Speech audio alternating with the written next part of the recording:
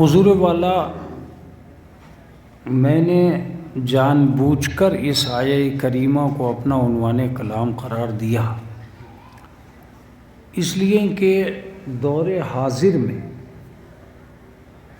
اگر ہم نے بہت جلدی اپنے حالات کو نہ سنوارا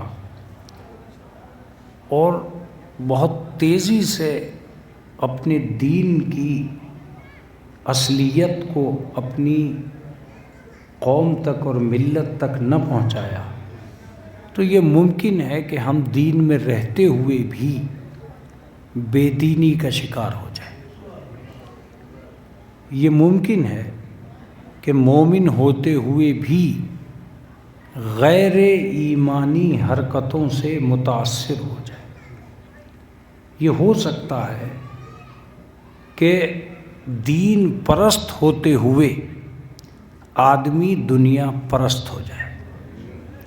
یہ ممکن ہے کہ کلمہ پڑھتے ہوئے بھی وہ مسلمان نہ ہو۔ یہ ہو سکتا ہے کہ اسلام کا ہوتے ہوئے بھی وہ رسول اللہ کا دوست نہ ہو۔ یہ ایک عین حقیقت ہے۔ اس کے لیے ہمیں بہت لازمی ہے کہ ہم ابتدا سے اور انتہا تک ایک ایسے ماحول سے متاثر ہوں اور دیکھیں اور خیال کریں کہ کیا یقینی طور پر ایک بچہ واقعی مسلمان ہے یا نہیں ہے۔ اس لیے میں یہ لفظ کہہ رہا ہوں کہ یہ جو 28 رجب کا واقعہ ہوا تو اس کے لیے میں نے یہ چاہا کہ میں اس 28 رجب کو آپ کو محسوس کرا سکوں کہ حقیقت حال کیا ہے اور کیوں ایسا ہوا اس دور میں اور کیوں ایسا ہو رہا ہے اس دور میں۔ تو میں نے ایک لفظ آپ سے کہا، بھیا پنکھا چلاؤ، سارے پنکھے چلاؤ، اس لیے کہ اس وقت لوگوں کو ہوا کی ضرورت ہے۔ تو یہ جو بات میں عرض کر رہا ہوں کہ ایک انسان مسلمان ہوتے ہوئے بھی مسلمان ہے یا نہیں ہے، ایک آدمی دیندار ہوتے ہوئے بھی دیندار ہے یا نہیں ہے، ایک آدمی مذہبی ہوتے ہوئے بھی مذہبی ہے یا نہیں ہے۔ یہ لفظ میں اس لیے کہہ رہا ہوں کہ آپ کی زبانوں پر ایک لفظ آتا ہے کہ صاحب یہ سچے مسلمان ہیں۔ اس کا مطلب یہ کہ کہیں نہ کہیں جھوٹے مسلمان بھی ہیں۔ بھئی یہی تو ہے۔ آپ کہتے ہیں کہ یہ اچھے مسلمان ہیں، اس کا مطلب کہیں نہ کہیں برے مسلمان بھی ہیں۔ آپ کہتے ہیں کہ یہ اونچے مسلمان ہیں، اس کا مطلب یہ کہ کہیں نہ کہیں نیچے مسلمان بھی ہیں۔ اب جو لفظ آ رہا ہے وہی اہم ہے۔ آپ کہتے ہیں کہ یہ اصلی مسلمان ہیں، اس کا مطلب یہ کہ کہیں نہ کہیں نقلی مسلمان بھی ہیں۔ اب یہ سوچنا پڑے گا کہ یہ جھوٹے، سچے، اصلی، نقلی یہ مسلمان ہیں کہاں؟ یہ کہیں پائے جاتے ہیں یا نہیں پائے جاتے؟ تو میں ان قرآن مجید کی آیات کو آپ کے سامنے دہرانا نہیں چاہتا جس میں خود قرآن مقدس نے یہ لفظ کہا ہے کہ یہ مسلمان ہوتے ہوئے مسلمان نہیں ہیں۔ قرآن کہتا ہے کہ یہ صرف زبان سے کہہ رہے ہیں کہ مسلمان ہیں، یہ دل سے مسلمان ہیں ہی نہیں۔ ایک آیت قرآن کی ہے کہ یہ رسول عرب کے جاہل بدو آپ سے کہہ رہے ہیں کہ ہم مومن ہیں، ان سے کہیے کہ یہ نہ کہیں کہ ہم مومن ہیں۔ قالت الاعراب آمنا قل لم تؤمنوا ولکن قولوا اسلمنا۔ تم یہ تو کہہ سکتے ہو کہ ہم مسلمان ہیں مگر یہ نہیں کہہ سکتے ہو کہ ہم مومن ہیں۔ تو قرآن وہ اللہ کے رسول کے سامنے آ کے کہہ رہے تھے کہ ہم مسلمان ہیں اور اللہ کے رسول، ہم مومن ہیں، اللہ کے رسول سے کہلوایا جا رہا ہے کہ ان سے کہیے کہ یہ زبان سے کہیں بھی نہیں. تو کبھی کبھی ایسا مومن بھی سامنے آتا ہے جو منہ سے کہتا ہے کہ میں مومن ہوں، اللہ قبول ہی نہیں کرتا کہ یہ مومن ہے، قبول ہی نہیں کرتا اللہ کہ یہ مومن ہے. میری باتیں اگر آپ تک پہنچ رہی ہیں تو میرا مقدمہ ہی 28 رجب ہے. میرا مقدمہ جو میں آپ کے خدمت میں عرض کر رہا ہوں یہ 28 رجب ہے. سوال یہ پیدا ہوتا ہے کہ جس کے دل میں اسلام نہیں ہوتا وہ کبھی مسلمان نہیں ہوتا. اب ایک لفظ سنیے، اور میں سمجھتا ہوں کہ اگر بہت بڑا مجمع ہوتا تو مجلس اچھل رہی ہوتی جن لفظوں کو میں صرفہ کر رہا ہوں. اس کا مطلب یہ کہ صورت کا مسلمان اور ہے، سیرت کا مسلمان اور ہے. کیا لفظ ہے یہ خدا کے رسول! اس کا مطلب یہ ہوا کہ صورت کا مسلمان اور ہے، سیرت کا مسلمان اور ہے. میں اپنے قبلہ و کعبہ حضرات سے کہوں گا کہ ایک طالب علم کی محنت کو اس وقت سراہنا پڑے گا. بازار کا مسلمان اور ہے، کردار کا مسلمان اور ہے.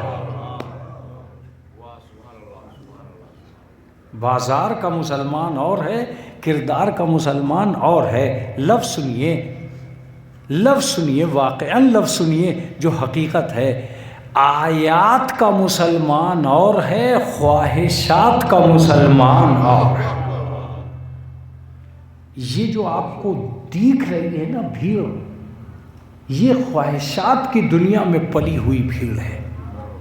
یہ آرزوؤں کی بھیڑ میں پلی ہوئی، آرزوؤں کی دنیا میں پلی ہوئی بھیڑ ہے جو بنام اسلام آپ کو دکھائی دے رہی ہے، اور بنام مذہب آپ کو دکھائی دے رہی ہے، بنام شریعت آپ کو دکھائی دے رہی ہے. یہ بھیڑ ہے، اس کے علاوہ اسے آپ کچھ نہیں کہہ سکتے. ارمان کے مطابق چلنا اور ہے، قرآن کے مطابق چلنا اور ہے. اب اس سے زیادہ تفصیل میرے پاس بھی نہیں ہے جو میں آپ کی خدمت عالیہ میں عرض کر دوں. اسی لیے پروردگار عالم نے ایک لفظ کہا کہ ہم نے انسان کو پیدا کیا ہے اور پیدا کرنے کے بعد آزاد چھوڑ دیا ہے. یہ شکر کر کے شاکر بن سکتا ہے اور کفر کر کے کافر بن سکتا ہے. ایک صلوات پڑھ دے محمد وعلی.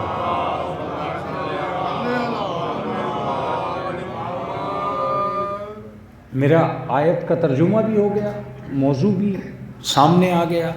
ہدایت سے کیا مراد ہے اور کیا مراد نہیں ہے یہ بھی میں نے آپ کی خدمت عالیہ میں عرض کیا.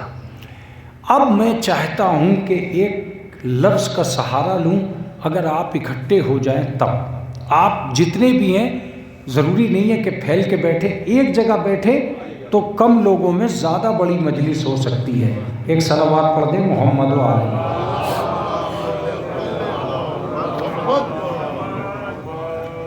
محسوس کیجئے گا، میں اس لیے نہیں کہہ رہا ہوں کہ ان بیانات میں کوئی حقیقت پائی جاتی ہے یا نہیں. میں یہ ضرور کہہ رہا ہوں کہ ان بیانات میں ایک زمانے کی ترجمانی پائی جاتی ہے، ترجمانی پائی جاتی ہے. میں ایک لفظ سے سہارا لوں گا کہ اللہ نے جب یہ کہہ دیا کہ بھئی آپ کو اختیار ہے، چاہے آپ شاکر بن جاؤ یا آپ کافر بن جاؤ، تو اب آپ کی دنیا ہے. یہدیہم ربہم بایمانہم. اللہ کسی بھی انسان کو اس کے ایمان کی وجہ سے ہدایت کرتا ہے. اگر انسان میں ایمان ہی نہیں رہا تو وہ ہدایت کا سہارا کہاں سے لے گا؟ وہ ہدایت کا فائدہ کہاں سے اٹھائے گا؟ آج جو آپ دیکھ رہے ہیں کہ دیندار افراد میں کوئی رنگ نہیں پایا جاتا اسلام کا، کوئی مزاج نہیں پایا جاتا اسلام کا. تب میں سماج سے کہتا ہوں کہ کسی آدمی کو تم اسلام کی دہائی اسی وقت تو دے سکتے ہو جب وہ مسلمان ہے. جب وہ مسلمان ہی نہیں ہے تو اسے آپ اسلام کی دہائی کیا دیں گے؟ جس نے کبھی قرآن پڑھا ہی نہیں ہے اسے قرآن کی قسموں سے کیسے منائیں گے آپ؟ کیا جملہ میں کہہ رہا ہوں. جس نے کبھی قرآن پڑھا ہی نہیں ہے اسے قرآن کی قسم دینے کا فائدہ بھی کیا ہے؟ جو اللہ کو مانتا ہی نہیں ہے وہ اللہ کا خیال کیا کرے گا؟ اس کا مطلب یہ ہے کہ پہلے انہیں دیندار بنانا ضروری ہے تاکہ یہ باکردار بن سکیں۔ اب کمال کی بات یہ ہے کہ یہ باکردار اس لیے بھی نہیں بن رہے ہیں کہ جس کے اندر دین نہیں ہے اس کو باہر سے کتنا مطمئن کیا جا سکتا ہے۔ ایک صلوات پڑھ دیں محمد والے۔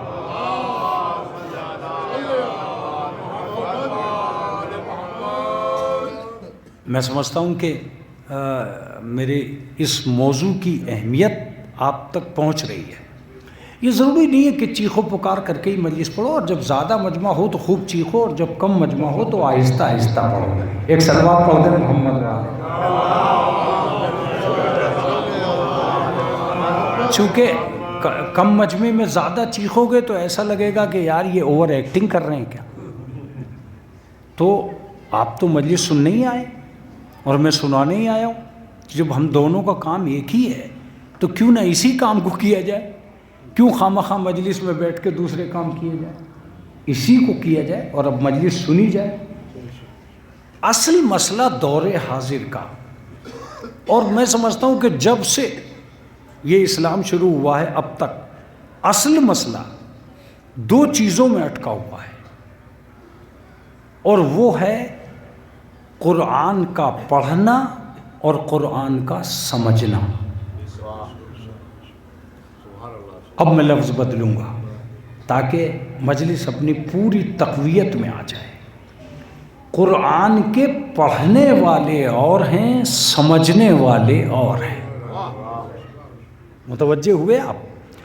متوجہ تو ہوئے لیکن میرے مزاج کے مطابق نہیں ہوئے۔ اب میں بالکل لفظ کو کلیئر کر رہا ہوں۔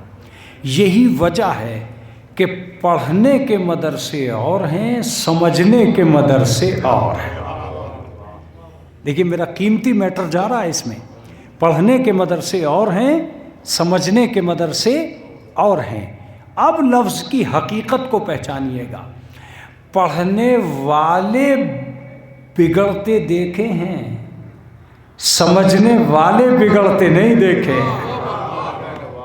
اب 28 رجب کو سمجھیے گا۔ پڑھنے والوں میں آتنکوادی ہوتے ہیں، سمجھنے والوں میں آتنکوادی نہیں ہوتے۔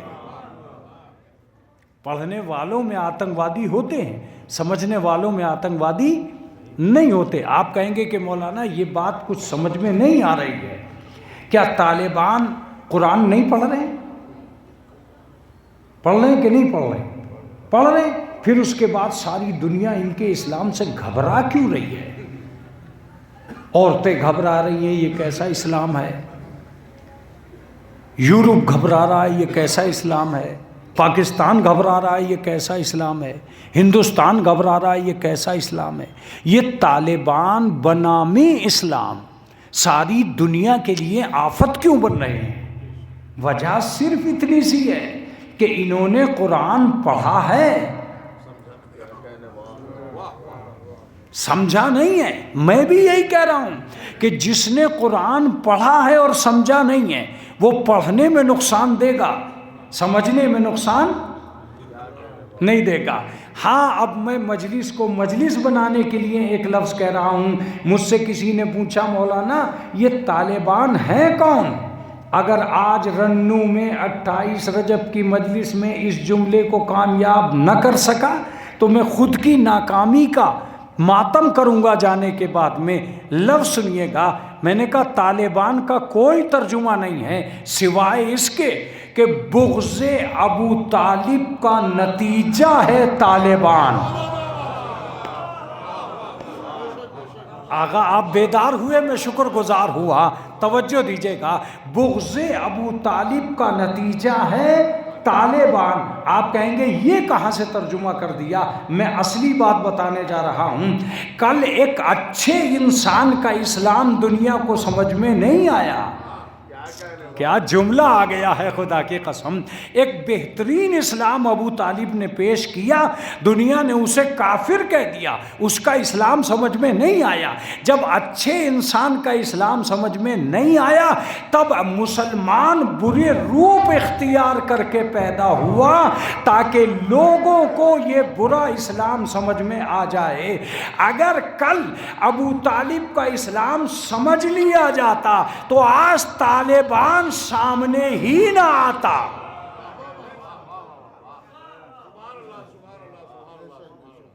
اچھے لوگوں کو آپ نکار دیں گے, اچھے لوگوں کی دنیا کی قدر آپ نہیں کریں گے تو ان کی جگہ برے ہی آ جائیں گے.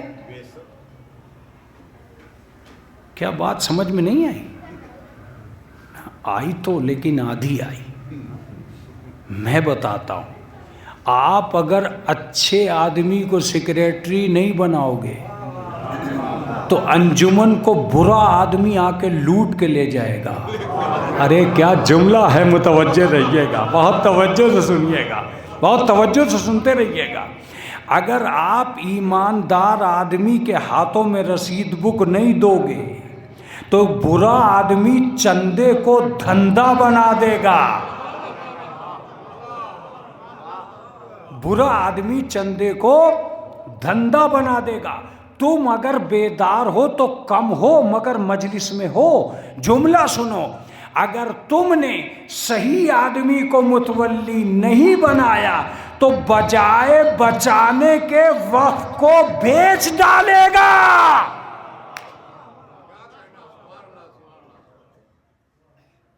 بجائے بچانے کے بیچنے کا کام کرے گا.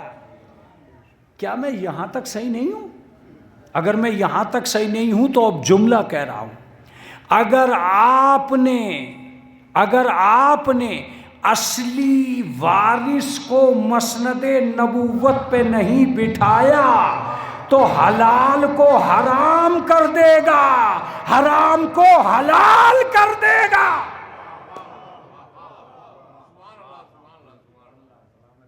یہی تھی وہ اصلیت, یہی تھی وہ حقیقت جس نے 28 رجب کو پیدا کیا, جس نے 28 رجب کو جنم دیا. صحیح آدمی کے ہاتھوں میں جب کوئی چیز رہے گی نہیں تو وہ حقیقت کو تبدیل ہی کرے گا. تمہیں بیچنے کے لیے پیدا کیا گیا کہ بچانے کے لیے؟ مگر بیچنے والا تو بیچے گا ہی, وہ بچائے گا کیوں؟ تم بزنس مین کے ہاتھوں میں مسجد دے دو, وہ مسجد میں تجارت کرنے لگے گا.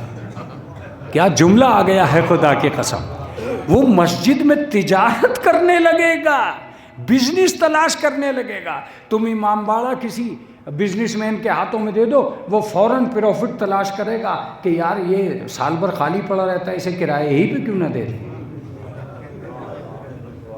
ابھی یہ کرائے کے لیے تھوڑی پیدا ہوا ہے, یہ تو مجلس کے لیے پیدا ہوا ہے.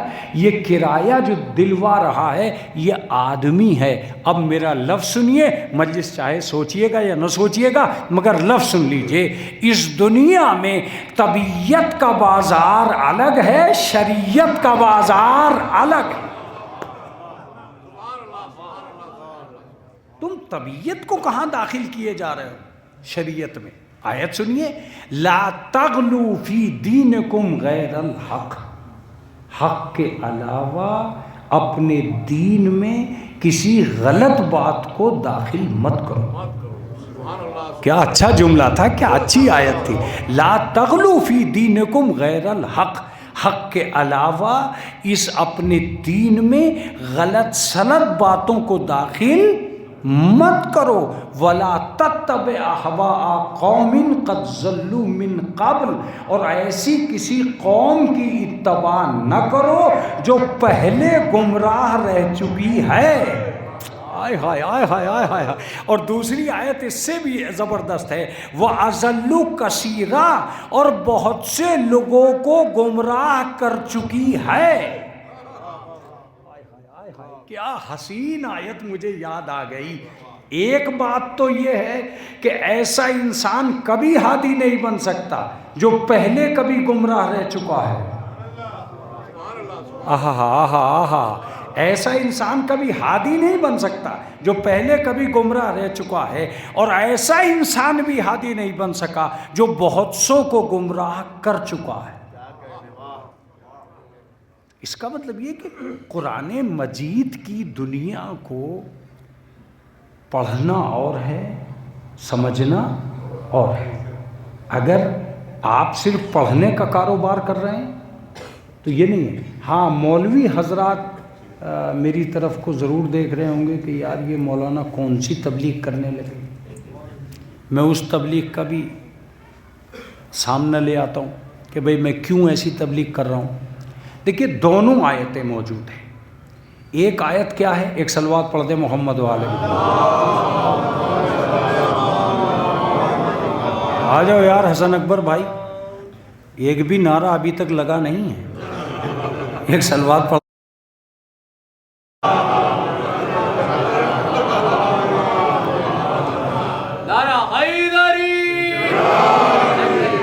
دھوپ اچھی خاصی نکل آئی مگر ابھی تک حرارت مومنین میں پیدا نہیں ہوئی۔ تو میں جو عرض کر رہا تھا اس پہ ذرا توجہ دیجیے گا۔ سوال یہ پیدا ہوتا ہے کہ ہم کب تک ان پہ بھروسہ کرتے رہیں گے؟ دونوں آیتیں سناتا ہوں۔ قرآن کہتا ہے کہ فَقْرَؤُوا مَا تَيَسَّرَ مِنَ الْقُرْآنِ، جتنا میسر ہو سکے قرآن مجید کی تلاوت کرو۔ اس کا مطلب یہ ہے کہ جو لوگ قرآن نہیں پڑھ رہے ہیں وہ نقصان میں ہیں، جو پڑھ رہے ہیں وہ فائدے میں۔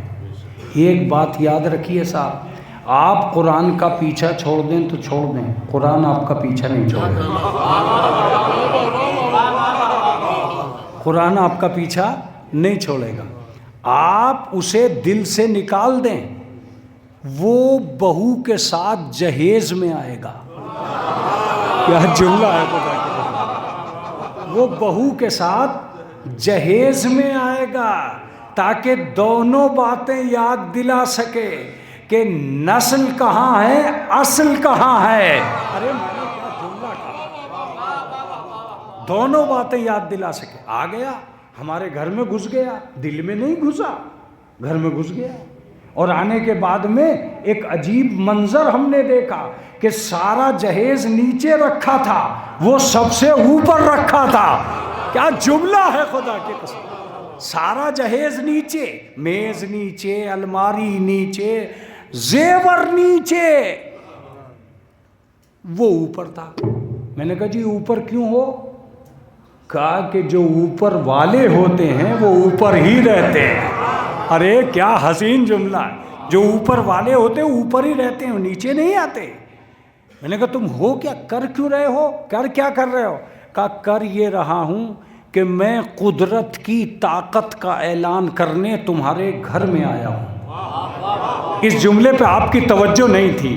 میں قدرت کی طاقت کا اعلان کرنے تمہارے گھر میں آیا ہوں۔ میں نے کہا کیا مطلب ہے؟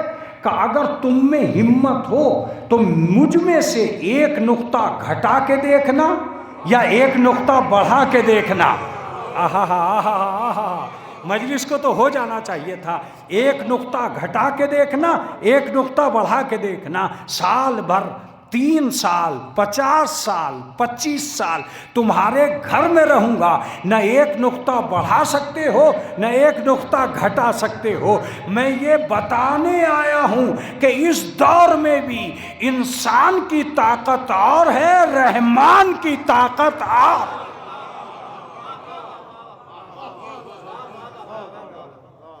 ایک نقطہ آپ قرآن مجید میں نہ بڑھا سکے نہ گھٹا سکے۔ ہر رمضان میں پڑھا، جی تو چاہتا تھا کہ ایک آیت بڑھ جاتی، ایک آیت گھٹ جاتی۔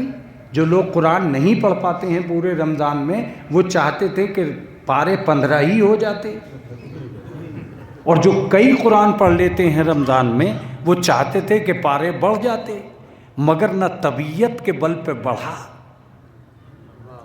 اور نہ طبیعت کے بل پہ گھٹا۔ ایک آدمی نے شیعہ سماج کے صدیوں میں یہ کوشش کی کہ 6 آیتیں نکال دوں،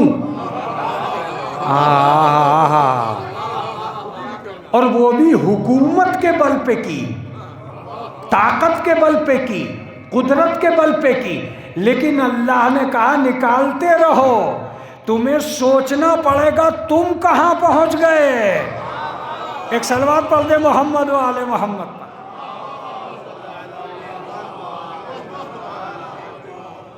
مقدمے چلے، اخبار ہوئے، رپورٹیں ہوئیں، سب کچھ ہوا، میڈیا پہ آیا، کوئی آیت نکلی؟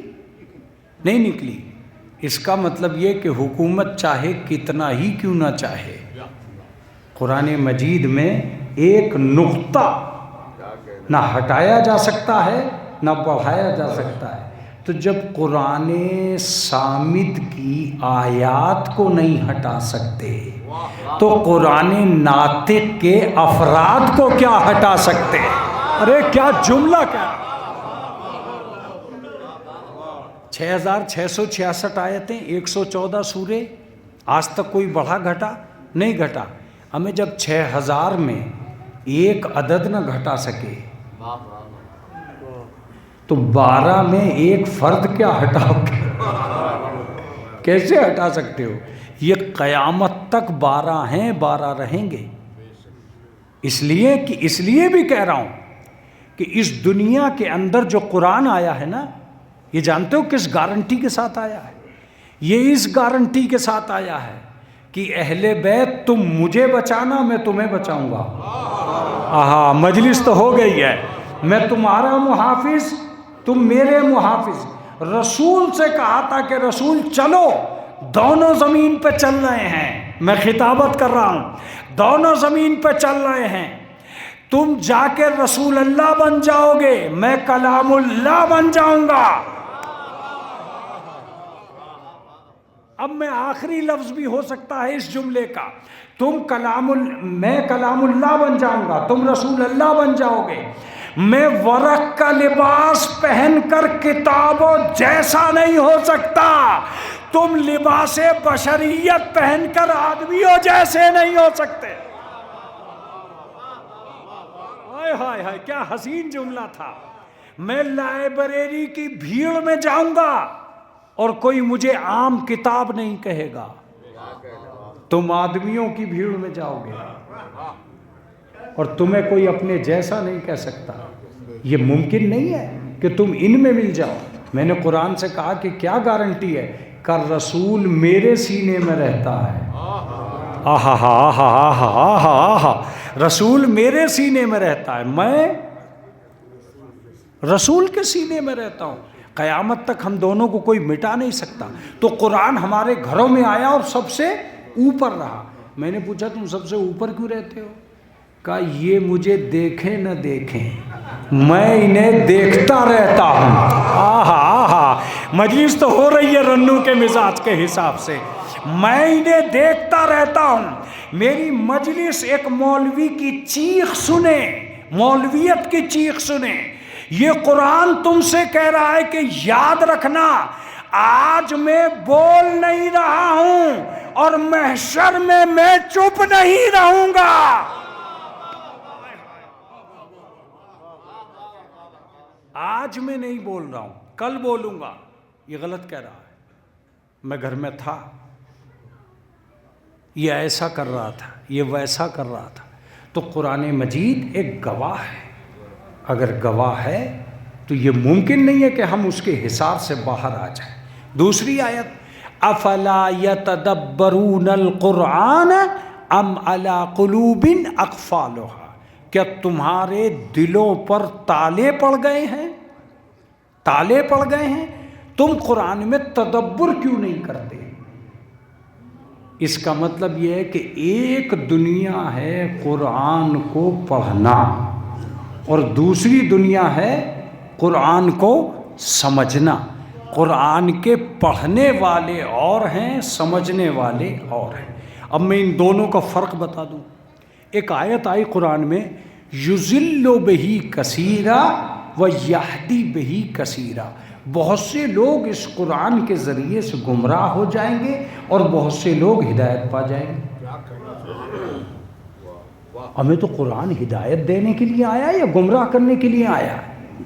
یہ کیسی آیت ہے کہ یضل بہ کثیرا و یہدی بہ کثیرا، بہت سے لوگ قرآن کو پڑھ کر گمراہ ہو جائیں گے اور بہت سے لوگ ہدایت پا جائیں گے۔ تو یہ آیت کیسی آیت ہے؟ میں بتاتا ہوں، جو اسے صرف پڑھنے کا کام کریں گے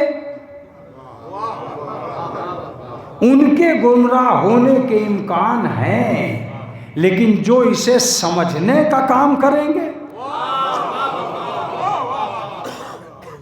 ان کے گمراہ ہونے کا امکان نہیں۔ آج جو ہم ماتم کر رہے ہیں 28 رجب کا، آپ جانتے ہیں حقیقت کیا ہے؟ حقیقت حال یہ ہے کہ اس دنیا اسلام میں ہر قوم اور ہر قبیلے کے چہرے سے نقاب اٹھی تھی، نہیں اٹھی تھی تو مسلمان کے چہرے سے نہیں اٹھی تھی۔ قرآن پڑھ رہے تھے وہ لوگ، مسلمان تھے وہ لوگ، تھے کہ نہیں تھے؟ خلافت رسول پر قبضہ کیے ہوئے تھے، اب ان سے بڑا مسلمان کون؟ لیکن اہل بیت اطہار نے طے کر لیا تھا کہ ہم ہر قوم، ہر قبیلے کا چہرہ اس دنیا کو پہچانوا کے جائیں گے۔ جنہوں نے آج نہیں پہچانا تو کل پہچانیں گے، ہم چہروں سے نقاب الٹیں گے ضرور۔ اگر 28 رجب کو سننے کے لیے آپ بیٹھے ہیں تو قمر سلطان کی اس اپیل کو ہاتھ جوڑ کر کہہ رہا ہوں، گزارش کے ساتھ سنیے، ہم ہر قوم کا چہرہ بے نقاب ضرور کریں گے۔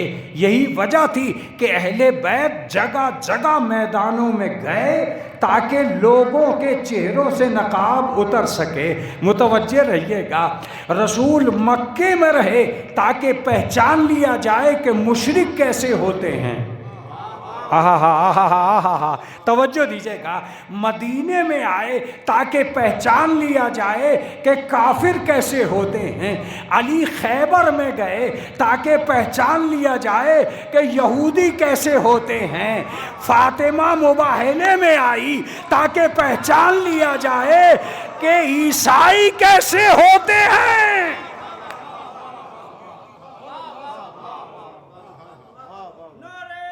کیسے ہوتے ہیں؟ بہت شکر گزار آپ کا، بس اب جملہ سنیے۔ گئے، اب سب پہچانے گئے، یہودی کیسے ہیں، مجوسی کیسے ہیں، کافر کیسے ہیں، مشرک کیسے ہیں۔ امام حسین نے کہا تو صحیح، اب تک جتنی قوموں کے چہروں سے نقاب الٹی ہے وہ ان کا کام تھا، اب میں کربلا میں آؤں گا تاکہ دنیا کو پہچانوا سکوں کہ مسلمان کیسے ہوتے ہیں۔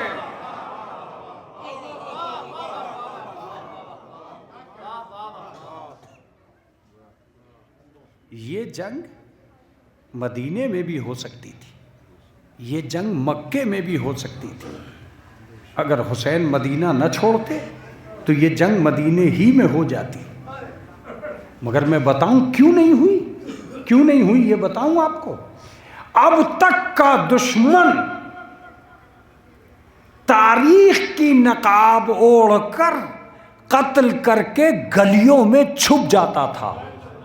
میں تو مجلس پڑھ چکا اس جملے میں۔ اب تک کا دشمن تاریخ کی نقاب اوڑھ کر مدینے اور مکے کی گلیوں میں روایتوں کا جال پہن کر چھپ جاتا تھا۔ حسین نے کہا تو صحیح، اب تک کے سب چھپے، اب ایک کو بھی چھپنے نہیں دوں گا۔ میں پڑھ چکا جو کچھ پڑھنا تھا۔ اب تک جو چھپے چھپے، اب تک تم چھپ گئے کہ تلوار کون لایا، اب تک تم چھپ گئے کہ زہر ابن ملجم کی تلوار میں کہاں سے آیا۔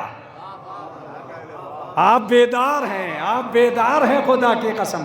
اب تک تم چھپے رہے کہ دروازہ کس نے گرایا، اب تک تم چھپے رہے کہ آگ کس نے لگائی، اب تک تم چھپے رہے کہ لکڑیاں کون لایا، اب تک تم چھپے رہے کہ یہ کام کس نے کیا، اب تک تم چھپے رہے کہ جودہ بنت اشعث کو زہر کہاں سے ملا۔ حسین نے کہا تو صحیح، اب جنگ مکے کی گلیوں میں نہیں ہوگی، اب مدینے کی گلیوں میں جنگ نہیں ہوگی، ایسے میدان میں لے کے جاؤں گا جہاں چھپنے کے لیے کوئی خیمہ موجود ہی نہیں ہوگا۔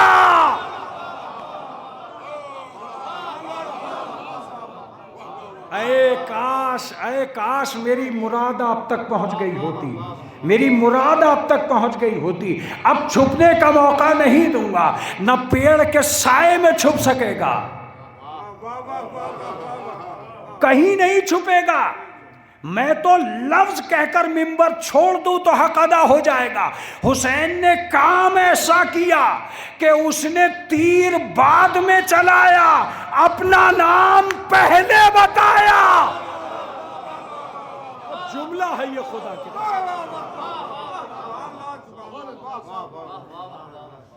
پہلا تیر عمر سعد نے چلایا، اور وہ کہتا ہے کہ اے فوج یزید گواہ رہنا کہ پہلا تیر حسین کے خیموں کی طرف میں پھینک رہا ہوں۔ امام حسین نے ظالم کو اس منزل پہ لا کے کھڑا کر دیا تھا جہاں چہرہ چھپانا مشکل ہو رہا تھا۔ اے کاش میں سمجھا سکوں اور آپ تک میں اس بات کو پہنچا سکوں۔ یہ بات میں حسن اکبر صاحب کے حوالے سے کہہ رہا ہوں، ان کو گواہ بنا کے کہہ رہا ہوں۔ اس قدر امام حسین نے اپنے احباب کی فہرست معین نہیں کی تھی جتنی اپنے دشمنوں کی تھی۔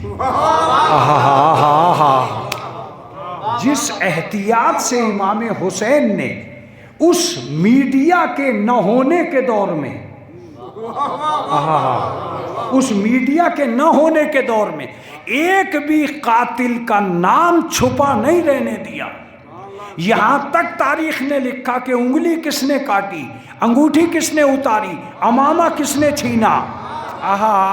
توجہ دیجیے گا، اصغر کو کس نے مارا، اکبر کو کس نے مارا، کون کس قبیلے سے تھا، کون کتنے پیسے لے کے آیا تھا،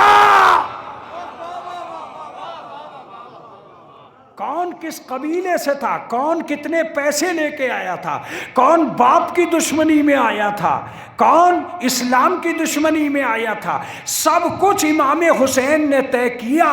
تم رنو میں بیٹھے ہو، 28 رجب کر رہے ہو، قمر سلطان کا حقیر سا جملہ سنو جو میں تم تک پہنچانا چاہتا ہوں۔ اگر حسین دشمنوں کی فہرست اچھی طرح تیار نہ کرتے تو مختار اتنی جلدی انتقام نہ لیتے۔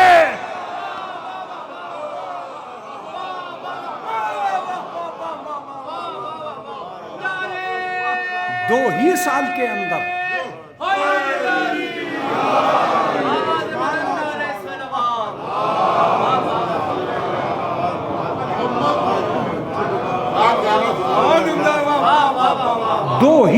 کے اندر جناب مختار نے ڈھونڈ کے مارا، اور آج جو جناب مختار پر زبان کھول رہے ہیں ان کے لیے میں آپ سے بہت بڑی بحث تو نہیں کروں گا، لیکن ایک جملہ میں امام کو بتاتا ہوں۔ امام جب جناب علی اکبر کی لاش لینے کے لیے جا رہے تھے تو ایک جملہ کہا امام نے، خداوند عالم تم پر بنی ثقیف کے ایک غلام کو مسلط کر دے۔ اس کا مطلب اپنے دکھ میں حسین مختار کو یاد کر رہے تھے، اپنے دکھ میں حسین مختار کو یاد کر رہے تھے۔ اور جب جناب عمیر جو ماسٹر تھے کوفے کے قید خانے میں پہنچے ہیں تو انہوں نے چراغ جلا کے مختار کا چہرہ دیکھا اور چہرہ دیکھ کے کہا کہ مختار مجھے لگتا ہے کہ تم وہی شخص ہو جس کا حضرت علی نے ذکر کیا ہے۔ کیا تمہیں میرے اندر وہ علامتیں دکھائی دے رہی ہیں؟ کہا بالکل مختار، اس لیے کہ اگر تمہاری دونوں آنکھیں سلامت ہوتی تو میں یہ سوچتا کہ تم کوئی اور مختار ہو، مگر انہوں نے کہا تھا کہ ایک آنکھ زخمی ہوگی، میں آج ایک زخمی آنکھ کے بشر کو دیکھ رہا ہوں۔ اب مختار نے زمین پہ ہاتھ مارا اور ہاتھ مار کے کہا اس کا مطلب یہ ہے کہ اب مجھے کوئی نہیں مار سکتا جب تک میں ایک ایک دشمن کو نہ مار لوں۔ آپ سوچیں اور غور کریں کہ امام کے اقوال میں جو اہل بیت کے چاہنے والے تھے وہ اپنی زندگی ڈھونڈا کرتے تھے، اپنی زندگی ڈھونڈا کرتے تھے کہ جب تک میں یہ کام نہ کر لوں مجھے کوئی مار نہیں سکتا۔ حبیب سے جب کسی نے کہا کہ کوفے میں پہرا ہے تم کیسے کربلا پہنچ جاؤ گے، کوفے میں پہرا ہے تم کیسے کربلا پہنچ جاؤ گے، کہ تم نہیں جانتے ہو۔ اگر حسین نے لکھ دیا ہے کہ حبیب میں تمہیں خاک و خون میں غلطہ دیکھ رہا ہوں تو اب مجھے کوفے میں کوئی نہیں مار سکتا کربلا کے بغیر، اب مجھے کوفے میں کوئی نہیں مار سکتا کربلا کے بغیر، میں کربلا جا کر رہوں گا اور مجھے حسین کی نصرت کرنا ہے۔ اس کا مطلب یہ کہ یہ جو اہل بیت کے چاہنے والے ہوتے تھے یہ اہل بیت کے جملوں میں اپنی زندگی ڈھونڈ رہے ہوتے تھے، اپنی زندگی ڈھونڈ رہے ہوتے تھے۔ اب میں اس طرف کو بہہ نہ جاؤں اس لیے میں واپس آ رہا ہوں اور پھر میں اسی منزل پہ پہنچ رہا ہوں کہ اس دنیا کے اندر سب سے بڑا خطرناک کام جو ہو رہا ہے وہ یہ ہے کہ قرآن پڑھ کر اللہ کے خلاف عمل کرنا، بہانہ قرآن کو بنانا اور قرآن کے پڑھنے کے دعوے کرنا اور نتیجہ اسلام کی دشمنی کو اجاگر کرنا۔ آپ کہیں گے مولانا یہ بات سمجھ میں نہیں آئی، چلیے میں اس کو بالکل تفصیل دیتا ہوں کہ قرآن کا سمجھنا اور ہے پڑھنا اور ہے۔ اب آج 28 رجب میں بیٹھے ہوئے لوگ اور اس عظیم ہدیے اور تحفے کو اہل بیت تک پہنچانے والے افراد سلامت رہیں۔ آپ اہل بیت اطہار کا ذکر کر رہے ہیں، آپ ان کی فیملی کو یاد کر رہے ہیں۔ میں نے کل کی مجلس میں کہا تھا کہ جو اہل بیت کی فیملی کو یاد کرتا ہے اہل بیت اس کی فیملی کو ویران نہیں ہونے دیتے، ویران نہیں ہونے دیتے۔ آپ اپنا گھر چھوڑ کے یہاں تک آئے ہیں، مجھے آپ کی محبت پر پکا یقین ہے، مگر یہ محبت اور اونچی ہو جائے گی اگر میرے ایک لفظ پہ آپ نے غور کر لیا کہ ہم تو صرف اپنے گھر سے مجلس میں آئے ہیں اہل بیت کی خاطر۔ اگر مجلس یقیناً پہنچ رہی ہوتی تو حالات یہ نہیں ہوتے۔ ہم تو صرف اپنے گھر سے مجلس میں آئے ہیں اہل بیت کی خاطر۔ اہل بیت سو جنت سے زمین پہ آ گئے ہماری خاطر۔ ارے کیا مجلس ہوئی ہے! اہل بیت تو عرش چھوڑ کر، نور چھوڑ کر، فرشتے چھوڑ کر کہاں آ گئے؟ زمین پہ۔ کیوں آ گئے؟ یہ بات پھر آئے گی، میں یہاں پھر آؤں گا کہ یہ کیوں آئے تھے، لیکن ابھی میں وہ بات سمجھا رہا ہوں جو فی زمانہ ہمیں اپنے بچوں کو تیار کرنا ہے کہ ہم کون سا اسلام اپنے بچوں کو پیش کریں جہاں سے حقیقت سمجھ میں آئے۔ تو متوجہ رہیے گا، قرآن کو پڑھنا اور سمجھنا۔ جانتے ہو کیوں ہوئی مجلسیں؟ جب جناب زینب نے دیکھا کہ ان لوگوں نے، اب یہ سب میری پوری مجلس کا ماحصل ہے یہ جو میں آپ کی خدمت میں عرض کر رہا ہوں، جب بی بی نے دیکھا کہ ان لوگوں نے قرآن پڑھ کر شریعت کو پامال کر دیا، نواسے رسول کو قتل کر دیا، خیمے جلا دیے، عظمت کو تاراج کر دیا، دین کو تباہ کر دیا، حلال میں آگ لگا دی، حرام کو شیوع دے دیا، کیسے لوگ ہیں یہ؟ اس کا مطلب یہ ہے کہ اگر قرآن پڑھنے پر ہی زور دیا جاتا رہا تو یہ تو سارا زمانہ یزیدیت کی نقاب اوڑھ لے گا۔ بی بی نے کربلا میں یہ فیصلہ کیا کہ انداز تبلیغ بدلنا چاہیے۔ آپ آپ ذرا تھوڑا سا بیدار رہیے تو بات بنے گی۔ بی بی نے وہیں سوچ لیا کہ انداز تبلیغ بدلنا چاہیے، اور قید خانے تک آتے آتے اس صورتحال کو دنیا کے سامنے رکھ دیا، آواز دی اب ہم وہ مدرسے نہیں بنائیں گے جن میں قرآن رٹایا جاتا ہے، وہ مجلسیں کرائیں گے جس میں قرآن سمجھایا جاتا ہے۔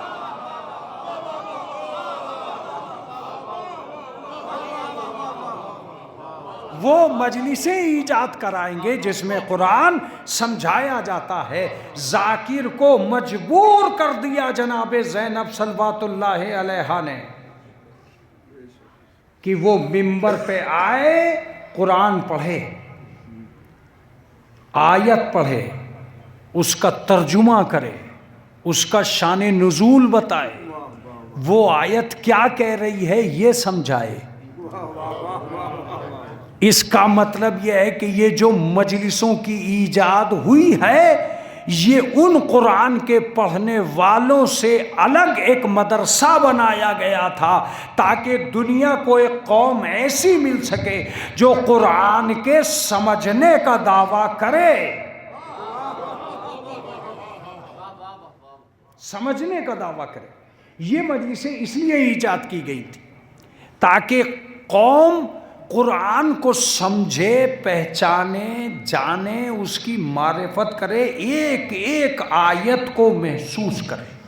چنانچہ ہر ذاکر جو آتا ہے ایک آیت پہ بہت سارا تبصرہ کرتا ہے، بہت سارا ترجمہ کرتا ہے، اور آپ تک وہ معال علم پہنچاتا ہے جس کا منشا قرآن میں پایا جاتا ہے۔ یہ اور بات ہے کہ لوگوں نے لوگوں کو گمراہ کرنے کے لیے ترجمے بدل دیے، اور ترجمے کے بدلتے ہی پتہ چل گیا کہ قرآن غلط نہیں ہے، انسان غلط ہے۔ آئے ہائے آئے ہائے، قرآن غلط نہیں ہے، انسان غلط ہے۔ لیکن جیسے ہی ترجمہ بدلا، یہ بات تو سمجھ میں آ گئی کہ شریعت اور ہوتی ہے، طبیعت اور ہوتی ہے۔ ایک ہی آیت ہے، میں کہہ رہا ہوں یہ میرے پیر کی شان میں ہے، وہ کہہ رہا یہ ہمارے مرید کی شان میں ہے، وہ کہہ رہا یہ ہمارے امیر کی شان میں ہے۔ ہمیں آیت ایک ہے، سب کی شان میں ہے۔ کون سا سچا ہے؟ کون سا سچا ہے؟ کون بہتر ہے؟ یہ مسئلہ قرآن کے پڑھنے سے نہیں آئے گا، یہ مسئلہ قرآن کے سمجھنے سے آئے گا۔ جو سمجھتے ہیں وہ جانتے ہیں کہ اس آیت کا مصداق کون ہے۔ جو سمجھتے ہیں وہ جانتے ہیں کہ اس آیت کا مصداق کون ہے۔ جو نہیں سمجھتے وہ صرف آیت پڑھنا جانتے ہیں، سمجھنا نہیں جانتے۔ اب قمر سلطان جتنے آنا تھے وہ آ چکے، اب تم یہ امید کر رہے ہو کہ اور بہت سارے آ جائیں گے، تو اب نہیں آئیں گے۔ اب جو آنا تھے آ چکے، جو کچھ چائے پی رہے ہیں وہ چائے پی رہے ہیں، جو اپنا آرام کر رہے ہیں وہ آرام کر رہے ہیں، کچھ کھا رہے ہیں، کچھ کھلا رہے ہیں۔ ایک صلوات پڑھ دے محمد اللہ۔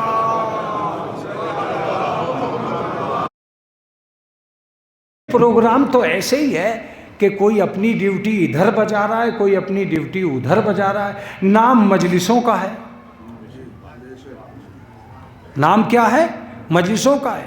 اپنی گاؤں میں اپنی اماں سے کہہ کے آیا ہے کہ مجلس میں جا رہا ہوں، اور یہاں ابا نے آ کے دیکھا کہ وہ سب جگہ تھا مگر مجلس میں ہی نہیں تھا۔ ایک صلوات پڑھ دے محمد وآل محمد۔ توجہ دے رہے ہیں؟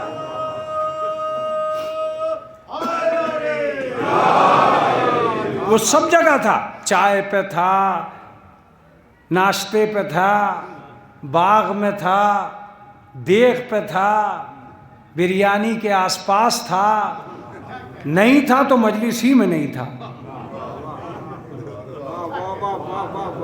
ابھی تو پھر اماں سے کہہ کے آتا کہ بریانی کھانے جا رہا ہوں، ناشتہ کرنے جا رہا ہوں، نام تو مجلس کا لیا ہے۔ میں یہی کہنے آیا ہوں کہ ساری چیزیں مجلس کے طفیل میں ہیں، مجلس ان چیزوں کے طفیل میں نہیں ہے۔ کیا جملہ ہے یہ خدا کی قسم!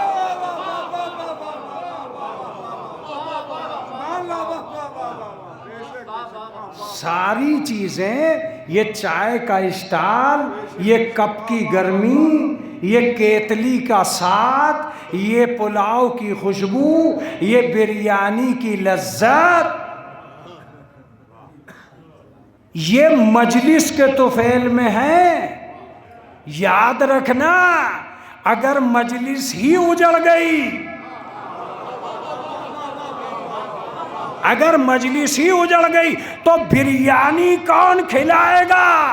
تمہیں پہچاننا پڑے گا کہ طعام اور ہوتا ہے، امام اور ہوتا ہے۔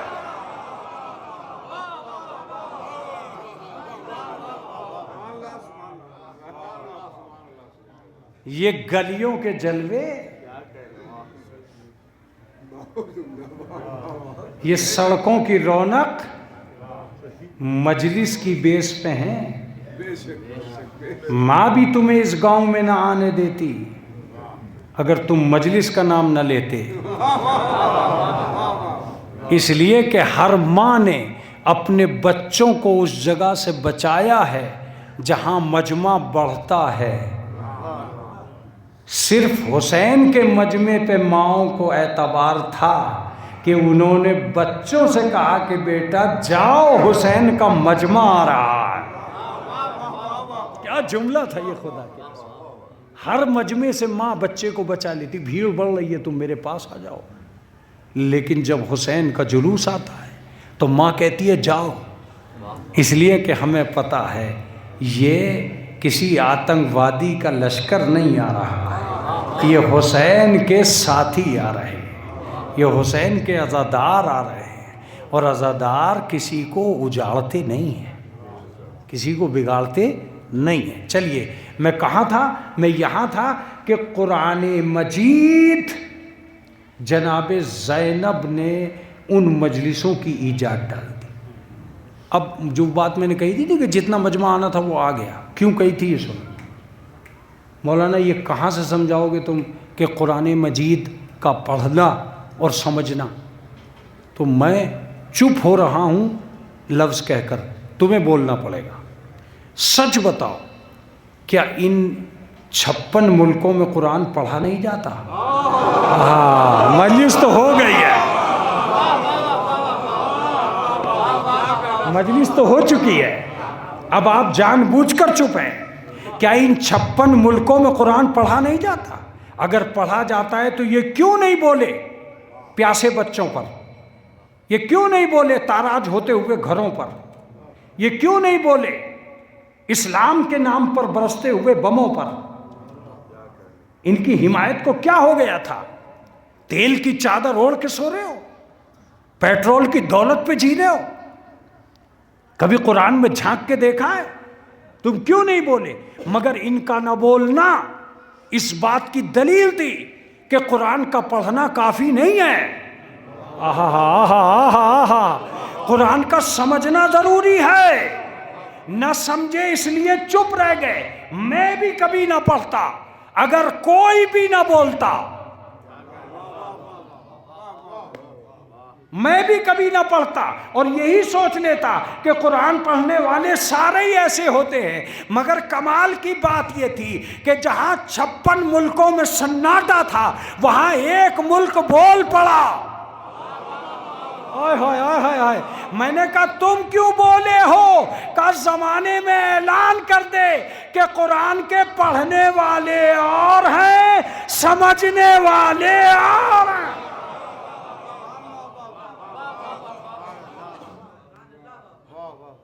سمجھنے والے اور ہیں، جو پڑھنے والے تھے وہ چپ تھے، وہ مصلحت کی چادر اوڑھے بیٹھے تھے، اور جو سمجھنے والے تھے وہ بول پڑے۔ میں نے ان سے کہا کہ بھئی آپ کو بولنا نہیں چاہیے تھا؟ کہا نہیں، اگر ہم نہ بولتے تو 28 رجب کسی کی سمجھ ہی میں نہیں آتی۔ کہا کیا مطلب 28 رجب سے اس کا کیا لینا دینا؟ کہا 28 رجب ہی کو تو ہم نے دنیا کو سنایا ہے، یہ اور بات ہے کہ ہم نے پہلے ہی سنا دیا۔ میں نے کہا وہ کیسے سنا دیا؟ کہا کل یہ تم سے پوچھ رہے تھے کہ اکیلا حسین کیوں نکلا گھر سے؟ اب تم ان سے پوچھنا اکیلا ایران کیوں نکلا گھر سے؟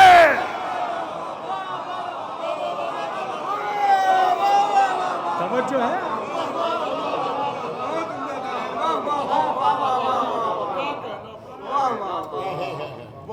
نہ کل کوئی نکلا نہ آج کوئی نکلا.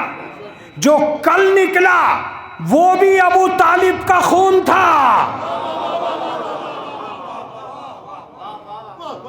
جو آج نکلا وہ بھی ابو طالب کا خون تھا. میں نے کہا فلسطین کا کربلا سے کیا تعلق؟ کوئی بندہ آئے گا اور کہے گا کہ تم ایران پہ مجلس پڑھ رہے ہو کہ اسلام پہ مجلس پڑھ رہے ہو؟ ایران سے اسلام کا کیا رشتہ؟ میں آج یہی سمجھانے آیا ہوں کہ کیا رشتہ ہے. متوجہ رہیے گا. کل یہی تو کہا جا رہا تھا کہ ابو ذر کا اسلام سے کیا رشتہ، سلمان کا اسلام سے کیا رشتہ. تو سلمان کو سامنے رکھ کر اسلام پہ حملہ کر رہے تھے. آج یہی کہا جا رہا ہے کیا رشتہ. ہمیں رشتہ تو ہے، مومن کا ایمان سے ہے، مسلم کا اسلام سے ہے. بغیر رشتے کے تھوڑا ہی پیدا ہو گیا ہے. آج سوچو سچا کون ہے جھوٹا کون ہے.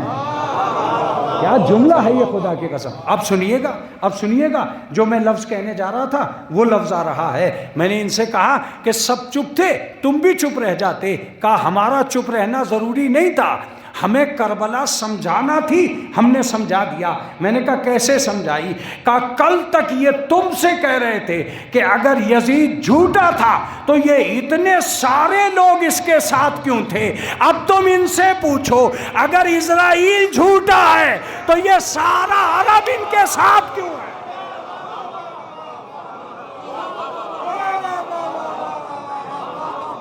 اب تم ان سے پوچھو کہ یہ سارا عرب ان کے ساتھ کیوں ہے؟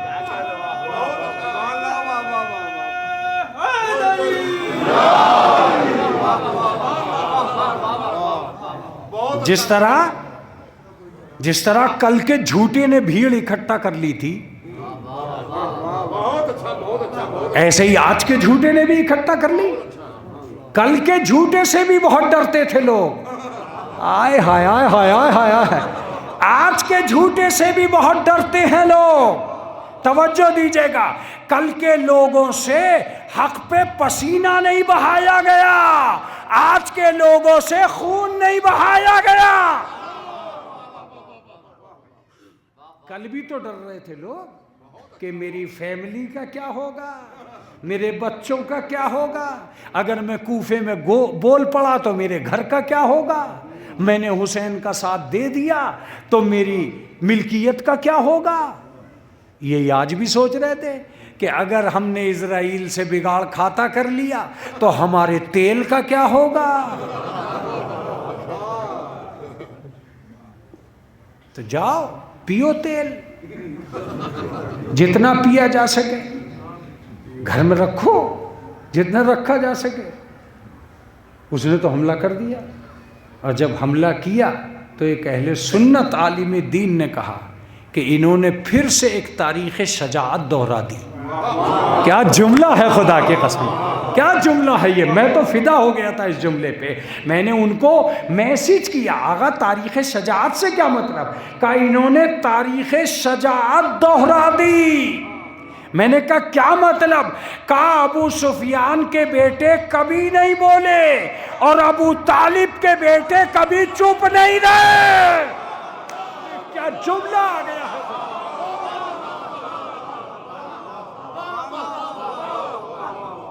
ہر دور میں ابو طالب کے بیٹے بولے ہیں، ابو سفیان کے بیٹے کبھی نہیں بولے. کہا مولانا لوگوں کا کچھ پتہ نہیں چلتا ہے یار، یہ لوگ کوے کو سفید بنا دیتے اور پھر اسے حلال کر لیتے. یہ دیکھو کیا حالات ہیں اور کیا کہہ رہے ہیں. میں نے ان سے کہا کہ دیکھیے آغا سب لوگ کہہ رہے ہیں کہ آپ نے بہت سے لوگوں کو مروا دیا، کیسے کیسے قیمتی لوگ ہاتھوں سے نکل گئے. آپ نہ لڑتے نہ یہ حال ہوتا، چپ چاپ بیٹھے رہتے اپنے گھر میں اور اچھے خاصے لوگ بچ جاتے، زندگی بچ جاتی. کا اس کا مطلب یہ کہ تو ایک ہی چیز سے ہمیں ڈرا رہا ہے. اور اس کا نام ہے موت. ہاں، اور شیعہ سب کچھ کر سکتا ہے، موت سے نہیں ڈر سکتا. میں نے کیا جملہ کہا، شیعہ سب کچھ کر سکتا ہے، موت سے نہیں ڈر سکتا ہے. تم 28 رجب میں بیٹھے ہو، میں ایک جملہ کہہ کر ممبر چھوڑ رہا ہوں، آپ کو اندازہ ہو جائے گا امام حسین اس دنیا میں سارے لیڈروں سے مختلف اسی لیے تھے کہ ہر قوم کے لیڈر نے اپنی قوموں کو صرف جینا سکھایا ہے، حسین نے اپنی قوم کو مرنا سکھایا ہے. کیا جملہ نہیں، میں لفظ کو پھر بدلوں گا. ہر آدمی اپنی قوم کو سکھاتا رہا کہ جیا کیسے جاتا ہے. حسین سکھا کے گیا ہے کہ مرا کیسے جاتا ہے، جیا کیسے جاتا. آغا یہ 28 رجب ہے، سفر کی مجلس ہو رہی ہے، اس سفر کو کسی طرح قمر سلطان مختصر کرو، تم اپنے بچوں کو سمجھاؤ ہوا کیا ہے. میں نے کہا امام حسین کی پوری زندگی پڑھو گے تو میں مولویوں سے کہہ رہا ہوں، پوری زندگی جب ہمارے مولوی حضرات ہمیں سناتے ہیں تب ہمیں اندازہ ہوتا ہے کہ امام حسین کی زندگی میں 2 عظیم سفر ہوئے. ایک آسمان سے نیچے آئے، یہ پہلا سفر ہے. دوسرا سفر مدینے سے کربلا گئے، یہ دوسرا سفر ہے. متوجہ رہیے گا، میں نے کہا مولا آسمان سے نیچے آنے کا مقصد کیا ہے اور مدینے سے کربلا جانے کا مقصد کیا ہے. کہا میں مدینے آیا تھا تاکہ اپنے چاہنے والوں کو جینا سکھا سکوں، کربلا گیا تھا تاکہ اپنے چاہنے والوں کو مرنا سکھا سکوں. قمر سلطان بات اب بھی نہیں بنی، بات کو بننا چاہیے، اس لیے کہ جینے کی آرزو تو سب کرتا ہے، مرنے کی آرزو کون کرتا ہے؟ کہ تم نہیں جانتے کربلا میں ہر آدمی کا یہ کہنا کہ پہلے میں مر جاؤں، پہلے میں مر جاؤں، اس بات کا ثبوت ہے کہ اگر حسین سامنے ہو تو جتنا مزہ جینے میں آتا ہے اس سے زیادہ مزہ مرنے میں آتا ہے.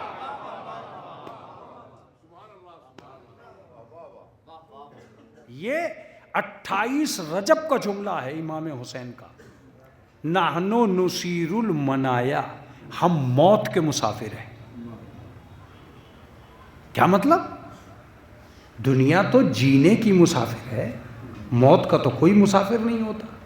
موت کے مسافر کا کیا مطلب؟ کہ ہم کربلا جا رہے ہیں، اور یہ کربلا کا سفر جب مکے میں کھڑے ہو کے خطبہ دے رہے تھے تو اس وقت کہا کہ جسے مرنا ہو وہ میرے ساتھ آئے، جسے مرنا ہو وہ میرے ساتھ آئے. 6 آدمی امام حسین کو چھوڑ چلے گئے، یہ حقیقت ہے تاریخ کی. تو امام حسین نے قدم قدم پہ طے کیا کہ میں موت کی گتھی سلجھانے جا رہا ہوں کربلا، اور ساری دنیا کو یہ بتانے جا رہا ہوں کہ موت کی حقیقت کیا ہے. اگر آپ بیدار ہیں تو میں 28 رجب کو پڑھنے جا رہا ہوں.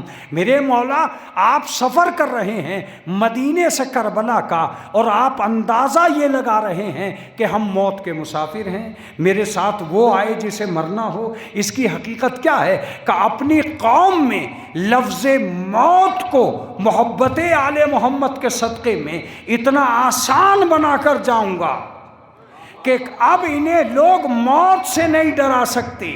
لہذا جو موت سے ڈر گئے تھے وہ گھر میں بیٹھے رہے، جو نہیں ڈرا تھا وہ فلسطین میں آ کے کھڑا ہو گیا.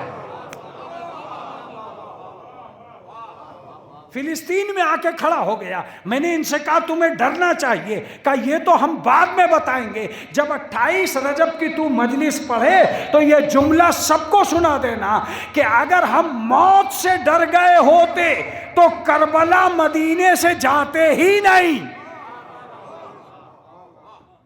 جب کل نہیں ڈرے تو آج کیا ڈریں گے؟ کل نہیں ختم ہوئے تو آج کیا ختم ہوں گے؟ اب ایک لفظ سنیے. میں نے کہا آقا آپ کو ملا کیا؟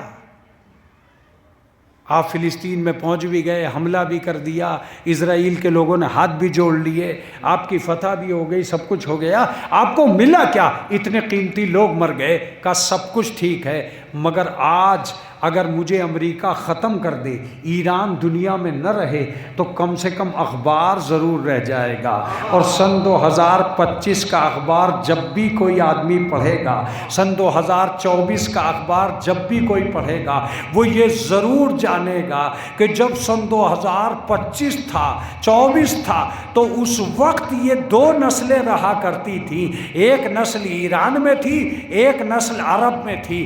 عرب کی نسل کیا تھی؟ ایران کی نسل کیا تھی؟ میں نے کہا بتاؤ کیا ہوا؟ کہا جب بھی اخبار پڑھا جائے گا، پڑھنے والا یہ جان لے گا کرار کی اولاد کہاں تھی، فرار کی اولاد کہاں تھی۔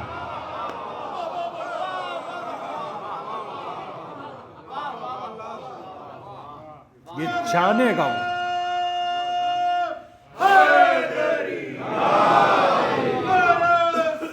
غرض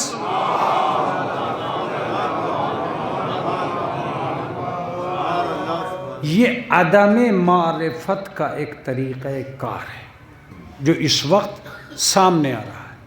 اب اس کا وہ چیپٹر سنیے جس چیپٹر میں اصلیت پائی جاتی ہے۔ دو جملے مجھے ہمیشہ کربلا کو لے کر اور امام حسین کے اس سفر کو لے کر ہمیشہ متحیر کرتے ہیں کہ میں کیا کہوں اور کیسے کہوں اور کیا نام رکھوں۔ پہلا لفظ جو میں نے اپنی ڈائری پہ لکھا تھا کہ میں امام حسین کے سفر کا نام کیا رکھوں، تو میں یقیناً اس سفر کا نام نہ لکھ سکا۔ آسان نہیں ہے آقا، مولوی صاحب ممبر پہ بیٹھ کے ساری باتیں سمجھا دیں، وہ مجھ سے بڑے ہیں، میں اتنا بڑا نہیں کہ میں فلسفہ کربلا آپ کو سمجھاؤں۔ اس لیے کہ فلسفہ کربلا امام کے ذہن میں تھا، اور عوام کا ذہن الگ ہے، امام کا ذہن الگ ہے۔ کربلا کسی ایک مقصد پہ پیدا نہیں ہوئی ہے، مقاصد پہ پیدا ہوئی ہے۔ اگر مولوی نہ بیٹھے ہوتے تو میں اس جملے کو صرفہ ہی نہیں کرتا جو میں کرنے جا رہا ہوں۔ اب تک دنیا کی سمجھ میں حسین کا ایک دن نہیں آیا۔ عاشورہ ایک دن ہے، جس ایک دن کو سمجھنے کے لیے آپ 10 دن مجلسیں کرتے ہیں۔ کیا جملہ ہے یہ؟ ایک دن کو سمجھنے کے لیے 2 مہینہ 8 دن لگاتے ہیں آپ۔ تو جس کے ایک دن کی تفسیر 2 مہینے میں نہ ہو سکی، اس کے ذہن کی تفسیر کسی ایک مقصد میں کیا ہوگی؟ ارے کیا جملہ ہے یہ خدا کے! کسی ایک مقصد میں ہو سکتی ہے؟ نہیں ہو سکتی۔ کسی ایک مقصد میں امام حسین کی تفسیر نہیں ہو سکتی کہ مقصد کربلا یہ۔ ان سارے مقاصد میں سے ایک مقصد امام حسین کا 2 جملوں میں ہے۔ ایک جملہ وہ تھا جو عمر سعد سے کہا۔ عمر سعد نے کہا حسین کیوں مرنا چاہتے؟ تو مولا نے فرمایا اتخوفنی بالموت، کیا تو مجھے موت سے ڈرا رہا؟ تو اس نے کہا کہ آغا حسین میں آپ کو موت سے نہیں ڈرا رہا ہوں، آپ کے بابا موت سے نہیں ڈرتے تھے، لیکن میں یہ کہہ رہا ہوں کہ خامخواہ جنگ چھیڑ کے مرنا کیوں چاہتے؟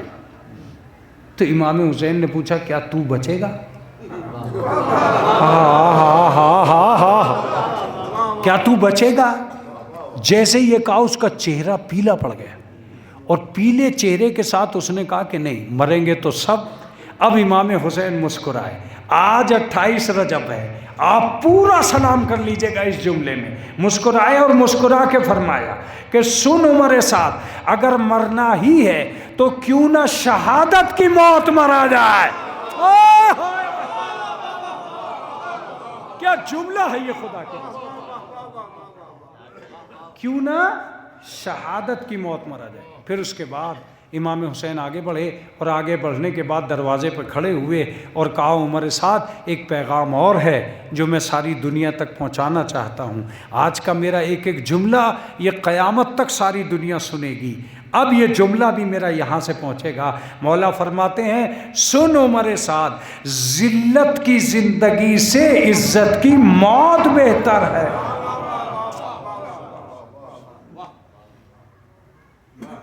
ذلت کی زندگی سے عزت کی. ایک تو یہ جملہ جو مجھ سے یہ کہتا ہے کہ کربلا کے مقصدوں میں سے ایک مقصد تھا موت کو اجاگر کرنا، موت کو اجاگر کرنا. میں اس کی بہت ساری مثالیں دے دیتا لیکن میرے پاس وقت نہیں ہے. اب میں جو مثال دینے جا رہا ہوں وہ عجیب و غریب ہے. جناب امام حسین نے اپنے بھتیجے جناب قاسم سے پوچھا ما عندک الموت، تمہارے نزدیک موت کیسی ہے؟ اگر میں مطمئن نہ ہوتا اور آپ مطمئن نہیں ہوتے تو جلدی والی مجلس میں یہ جملہ نہیں پڑھا جا سکتا. یہ مطمئن مجلسوں ہی میں یہ جملہ پڑھا جاتا ہے. مجھے سب یاد کر کے بتاؤ کہ آج تک کسی بھی چچا نے اپنے بھتیجے سے یہ پوچھا ہے کہ تجھے موت کیسی لگتی ہے؟ پوچھا ہے؟ نہیں پوچھا.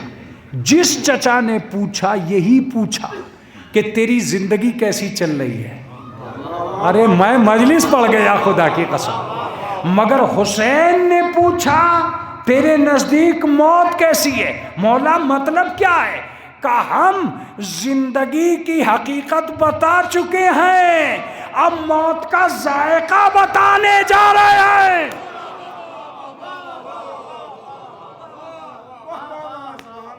کیا جملہ ہے خدا کی قسم.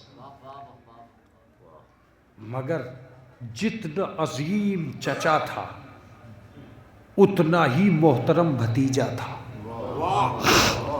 جتنا عظیم چچا تھا اتنا ہی محترم بھتیجا تھا.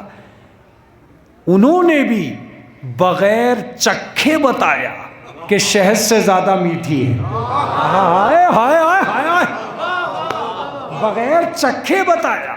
میں نے کہا قاسم ہر آدمی چکھ کر بتاتا ہے، کا مسئلہ چکھنے کا ہے ہی نہیں. میں نے تو ذائقہ بتایا ہے کہ میٹھی ہے.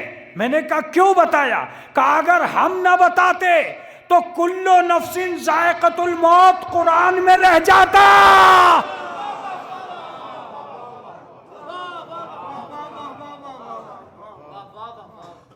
کل نفس ذائقۃ الموت قرآن میں رہ جاتا.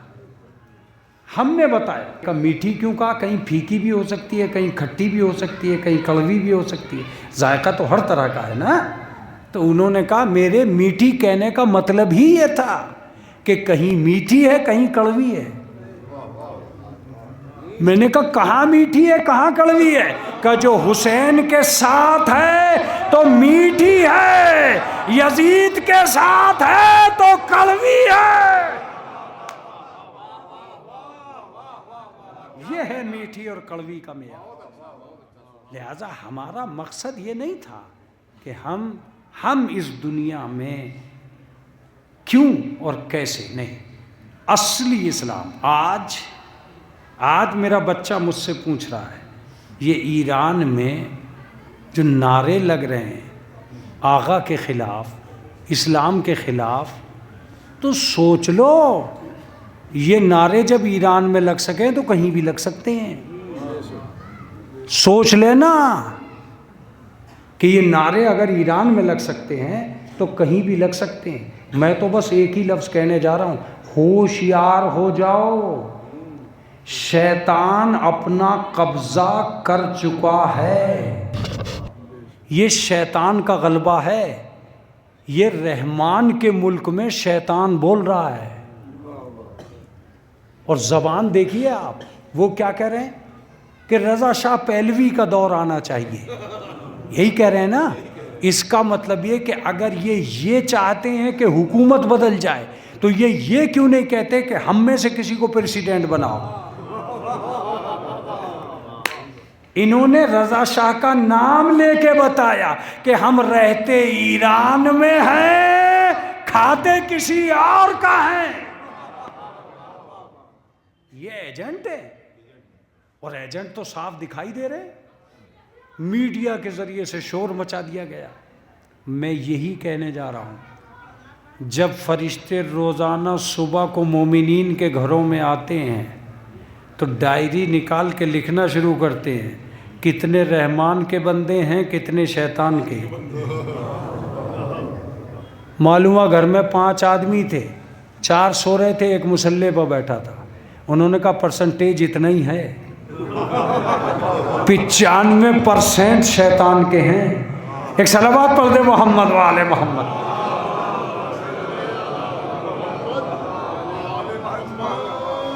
سوچ لیجئے گا، یہ جو شیطانی حرکتیں ہیں یہ آپ کو شیطان. دیکھیں ایک آدمی کو کیا پڑی ہے کہ مجھے مسجد بری لگ رہی ہے، ہمیں بری شیطان کو لگتی ہے. اس کا مطلب شیطان ایک آدمی سے یہ کہلوا کر کہ مجھے مسجد بری لگ رہی ہے، یہ جتانا چاہتا ہے کہ میرے نمائندے بول رہے ہیں. اسلام کے نمائندے کہاں بیٹھے ہیں؟ سنتے رہیے گا اور غور سے سنتے رہیے گا. جب صبح ہی صبح بچے نے اٹھتے ہی موبائل اٹھایا، فرشتے نے اعلان کر دیا نمائندہ شیطان کا ہے ورنہ قرآن اٹھاتا. ایک صلوات پڑھ دے محمد وآل محمد. قرآن اٹھاتا. 3 گھنٹے تک ریل دیکھنے والا ذکر الہی سے غافل ہو جاتا ہے. جب تک موبائل نہیں تھا لوگ دعائیں پڑھتے تھے، اب موبائل ہے وہ کچھ کر ہی نہیں سکتا، کچھ نہیں کر سکتا، اپنا سبق یاد نہیں کر سکتا، اپنی کتاب نہیں دیکھ سکتا، ریل دیکھ رہا ہے. 3 گھنٹے کے بعد ہم نے اس سے پوچھا کیا ملا، کیا یاد کیا تو نے، کتنی تجھے سمجھ آ گئی؟ کچھ نہیں. 3 گھنٹے بتا دیے کچھ نہیں. ریل دیکھ کے انگلی تھک گئی، ہاتھ جام ہونے لگا، ریل دیکھے جا رہا. یہ ذکر الہی سے دور کرنے کا ذریعہ تھا. پرسنٹیج شیطان کا بڑھتا جا رہا ہے. کلمہ پڑھ پڑھ کے لوگ، میں کلمے کی بات مولانا سے ہو رہی تھی، صبح صبح انہوں نے ناشتہ کرایا نہ، ناشتہ حضرت اکبر نے کرایا، چائے انہوں نے پلائی. ایک صلوات پڑھتے محمد والے. صبح کی چائے انہوں نے پلائی، ناشتہ حضرت اکبر نے کروایا. الٹ پلٹ نہ ہو جائے کہیں. تو اب آپ انداز میں مولانا سے کہہ رہا تھا کہ حضور اس دور میں یہ حقیقت طے ہو چکی ہے کہ 80% لوگ شیطان کے قبضے میں آ گئے. 80% کلمہ جو بچے مجلس میں ہیں اسے محسوس کریں کہ دن بھر میں کتنی مرتبہ تم نے کلمہ پڑھا. 4-5 سال کی عمر میں وہ کون سا موقع آیا جب تمہیں کلمہ پڑھنا پڑا پورا؟ تم پڑھ ہی نہیں سکتے. وہی کلمہ پڑھے گا جو دعائیں پڑھتا ہے. دعاؤں میں یہ کلمہ وارد ہے. جو دعائیں پڑھتا ہی نہیں ہے وہ مجلس کر کے نعرہ تو لگا سکتا ہے، کوئی موقع کلمہ پڑھنے کا نہیں آئے گا. کلمہ پڑھنے کا موقع ہی نہیں آئے گا، اس لیے کہ کلمہ نہ تبرک لینے میں سنا جاتا ہے نہ دینے میں سنا جاتا ہے. ایک صلوات پڑھ دے محمد والے محمد. اسے پتا ہے کہ اچھل کے نعرے لگانا تجھے تبرک دورہ ملے گا، اور اگر تبرک میں شرط لگا دی جائے کہ جو صحیح کلمہ پڑھے گا اسی کو تبرک ملے گا تو بانٹنے والے کے کئی ہزار بچتے چلے جائیں گے. بانٹنے والے کے کئی ہزار بچتے چلے جائیں گے. یہ بات تو طے ہے کہ حسن اکبر اس قسم کی مجلسوں کے لیے مجھے منع کرتے ہیں کہ مولانا یہاں ایسی مجلسیں مت پڑھا کرو، مگر میں پھر بھی پڑھتا ہوں کہ یہ امام باڑے، یہ عالم، یہ تعزیہ، یہ مسجدیں، یہ نمازیں، یہ مصلی کچھ بھی نہیں ہیں. یہ لوگوں کی نیتوں کو پہچاننے کا ذریعہ ہیں کہ اچھا کون ہے برا کون ہے. توجہ دیتے رہیے گا. جو مجلس میں خلوص کے ساتھ آیا ہے تو اچھا ہے، جو سیاست کے ساتھ آیا ہے تو برا ہے. توجہ دیجیے گا. جو اسلام دیکھ کر تبرک بانٹ رہا ہے تو اچھا ہے، جو چہرے دیکھ کر بانٹ رہا ہے تو برا ہے، متوجہ رہیے گا، جو مولا کو سمجھ کر نعرہ لگا رہا ہے تو اچھا ہے، جو مولوی کی پارٹی کا ہو کے نعرہ لگا رہا ہے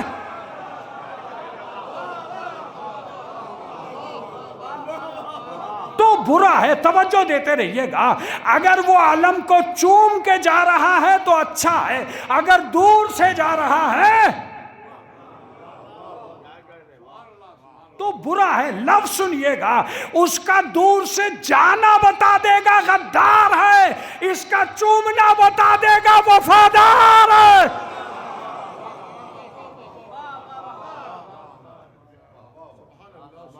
کیا ہے یہ؟ علم کا کچھ نہیں بگڑے گا، آپ جا کے علم کا پردہ نوش دیجئے، اپنے گھر چلے جائیے، کیا پتہ چلے گا؟ مگر علم مسکرا کے گئے گا، گیا، اس لیے کہ ہم تو علامت ہیں اچھے برے کی، ہم تو اس دنیا میں بتاتے ہیں اچھا کون ہے برا کون ہے۔ مسئلہ علم کا ہے ہی نہیں، مسئلہ مجلس کا ہے ہی نہیں، رشتہ مجلس کا صبر سے ہے۔ اگر مجلس میں آیا اور صابر نہیں بنا تو کیا بنا؟ میں تم سے کہہ رہا ہوں کہ نہ امام حسین مدینے جاتے، نہ امام حسین دنیا میں آتے۔ ایک صلوات پڑھ دے محمد والے۔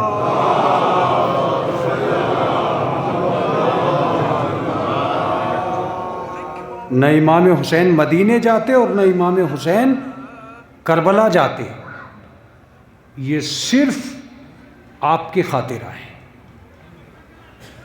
امام حسین، جملہ سنیے خدا کی قسم، امام حسین یا اہل بیت اطہار بننے نہیں آئے ہیں، بنانے آئے ہیں۔ آہا، سجنے نہیں آئے ہیں، سجانے آئے ہیں۔ لینے نہیں آئے ہیں، دینے آئے ہیں۔ متوجہ رہیے گا، لینے نہیں آئے ہیں، دینے آئے ہیں۔ وہ کل ایمان بننے نہیں آئے ہیں، وہ حضرت سلمان بنانے آئے ہیں۔ وہ حیدر بننے نہیں آئے ہیں، ابو ذر بنانے آئے ہیں۔ وہ فاطمہ بننے نہیں آئی ہے، فضہ بنانے آئی ہے۔ کیا سوچ رہے ہو؟ حبیب جیسے کو ظاہر کرنا، جان جیسے کو پیار کرنا، زہیر جیسے کو تیار کرنا، یہ کام تھا امام حسین کا۔ میں تو ایک لفظ بھی کہتا ہوں کہ جس حسین نے بے جان مٹی کو خاک شفا بنا دیا، وہ اپنے چاہنے والے کو کیا نہیں بنا سکتا۔ کیا جملہ میں نے کہا ہے خدا کی قسم، کیا جملہ میں نے کہا ہے۔ جب بے جان مٹی پر قدم رکھا امام حسین نے تو اسے خاک شفا بنا دی۔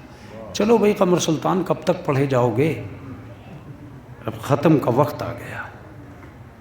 یہی کہا تھا بانی مجلس نے کہ حضور پہلے آپ محنت کرو، بعد میں ہم محنت کریں گے۔ ایک صلوات پڑھ دے محمد۔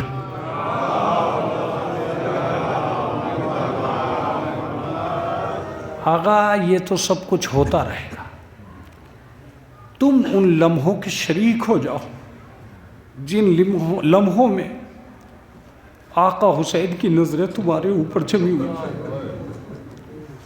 آج اس ویران بستی کا تصور کرو جو 28 رجب کو اجڑ۔ فاطمہ کتنی تڑپ رہی تھی، فاطمہ کتنی بے چین تھی، فاطمہ کتنی پریشان تھی۔ ہاں، دو روایتیں ملتی ہیں کہ مولا جب جناب رسول اللہ کے روزے پہ گئے تو روزہ لرزنے لگا، اور جب جناب فاطمہ کے روزے پہ گئے تو آواز آئی، حسین میں کربلا تک تیرے ساتھ ہوں۔ میں نے بزرگ ذاکرین سے سنا ہے کہ ادھر حسین نے مدینہ چھوڑا، ادھر فاطمہ نے جنت چھوڑ دی، فاطمہ نے جنت چھوڑ دی۔ خداوند عالم سلامت رکھے ذاکر اول کو۔ ذاکر اول نے 28 رجب کے عنوان سے بہت اچھی مجلس پڑھی سہیل نے، اور بڑے بھرپور مصائب پڑھے۔ اس کے ایک مصیبت کے لفظ کو سن کے میں وہیں رو پڑا، میں بیٹھا ہوا تھا اور میں وہیں رو پڑا۔ اس نے بیان کیا کہ جناب فاطمہ صغریٰ تڑپ رہی تھی، جب کوئی بہانہ نہ ملا چھوٹے بھائی کو گلے سے لگا لیا، جناب علی اصغر کو گلے سے لگا لیا۔ اب اس ذاکر نے ایک عجیب جملہ کہا جس پہ میں بہت رویا اور آپ کو بھی رلاؤں گا۔ وہ کہتے ہیں کہ جب بابا، بھائی، چچا بات کو نہیں مانتے تو بہنیں بھائیوں کا سہارا لیتی۔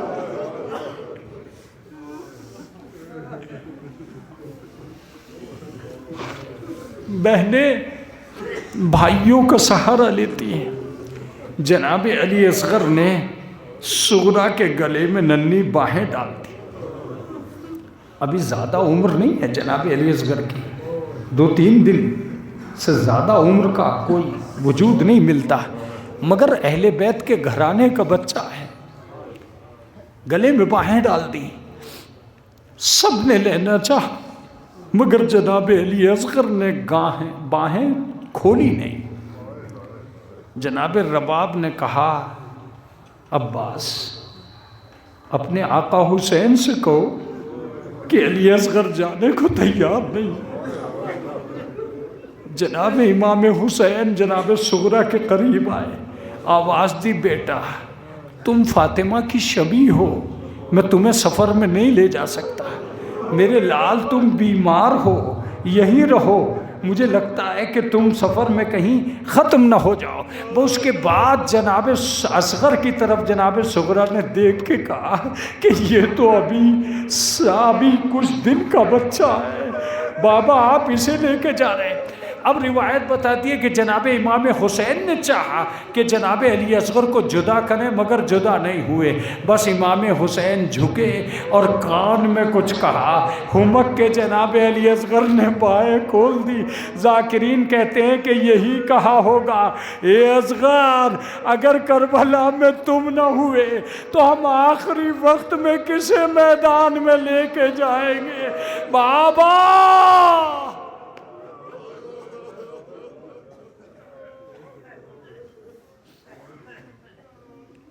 اجرکم اللہ، اجرکم اللہ، خدا آپ کو کسی غم میں نہ ڈالے سوائے غم آل محمد کے۔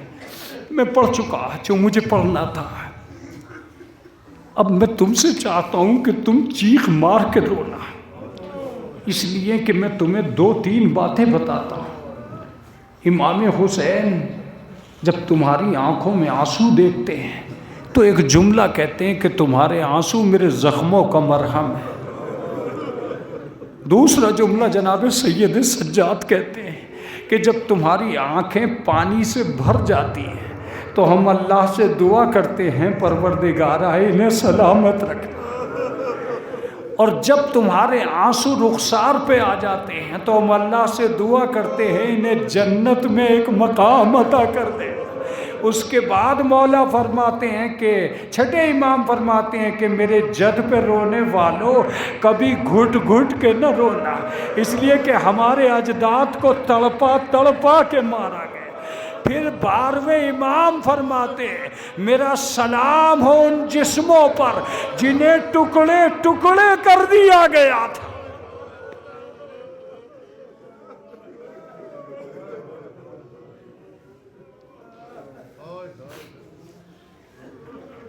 یہ 28 رجب کی مجلس ہو رہی، ہمارا مولا مدینہ چھوڑ رہا، نہ جانے کتنے گھر ویران ہو رہے، جناب ام البنین کا گھر اجڑ گیا، فاطمہ کے آنگن میں سونا ہو گیا۔ جانتے ہو ایک لفظ میں نے سنا ہے اور یہ دمۃ الثاقبہ کا لفظ ہے کہ صغریٰ امام حسین کے جانے کے بعد ہر روز اس جگہ پہ آ کے کھڑی ہوتی تھی جہاں سے علی اکبر رخصت ہوئے تھے۔ یہ کوئی کوئی معمولی ہر روز میر انیس لکھتے ہیں کہ جناب سغرا محمد حنفیہ کے پاس گئی اور جا کے کہا چچا جان میرے بابا کو خط لکھو. کہا بیٹا کیسے لکھوں؟ کہا ایسے خط لکھو جیسے کنیزیں اپنے آقا کو لکھتے. مجھ سے پڑھا نہیں جا رہا ہے لیکن میں پھر بھی پڑھوں گا.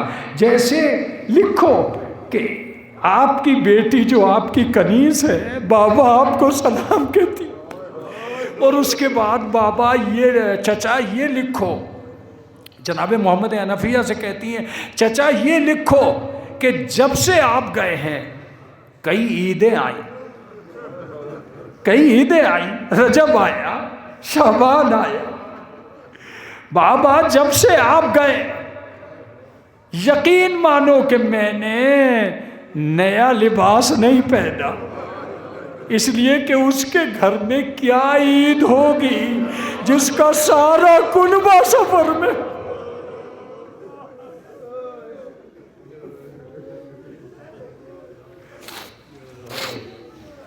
جس کا سارا کنبہ سفر میں ہو بابا، اس کے گھر میں کیا عید ہے. یقین مانو بابا تم جس دن آؤ گے اس دن ہم عید منائیں گے. اس کے بعد جناب سغرا لکھتی ہے کہ بابا جب میرا اصغر گیا تھا تو میری گود میں تھا، اب مجھے امید ہے کہ وہ گھٹنیوں چل رہا ہوگا. بابا میں بہن ہوں علی اکبر کی، بابا میرے بغیر شادی نہ ہو جائے. کتنے ارمان. میں آپ سے کہتا ہوں کہ اس دن میں دعائیں بہت مانگنا کہ پروردگارہ امام حسین کے صدقے میں ان مومنین کی عزت کو محفوظ رکھنا، ان کی جان کی مال کی آبرو کی حفاظت کرنا. آقا ہم تو تیرا نام لے کے اس جنگل میں چلے آئے، اس بستی میں چلے آئے، ہمارے بچے بھی آئے، مائیں بہنیں اپنے بچوں کے پاس بیٹھی ہیں، مگر کربلا کربلا کربلا ہے، کربلا کربلا ہے. میں اب آخری جملے کہہ رہا ہوں. تمہیں رونا ہے تو میں تم سے کہتا ہوں کہ 2 طریقے سے رویا کرو. تم ایسے رویا کرو جیسے حسین کی شہادت سے پہلے فاطمہ روتی تھی، اور ایسے رویا کرو جیسے حسین کی شہادت کے بعد زینب کبریٰ روتی تھی. ہو گئی نا مجلس، ہو گئی نا مجلس. بس میں اب آخری جملے کہوں گا. پہلے اور بعد کا منظر میں دکھلا سکوں نہ دکھلا سکوں، فاطمہ کیسے روتی تھی یہ ضرور دکھلاؤں گا.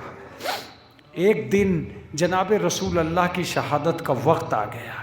جب شہادت کا وقت آیا تو جناب جبریل امین آئے، اور جبریل امین نے آ کے رسول اللہ سے کہا کہ یا رسول اللہ یہ جنت کا کافور ہے، اسے آپ اپنے اہل بیت پہ تقسیم کر دیں. جناب رسول اللہ نے وہ اہل بیت پہ تقسیم کرنا شروع کر دیا. لو حسن یہ تمہارے کفن کا کافور ہے، لو علی یہ تمہارے کفن کا کافور ہے، لو فاطمہ یہ تمہارے کفن کا کافور ہے.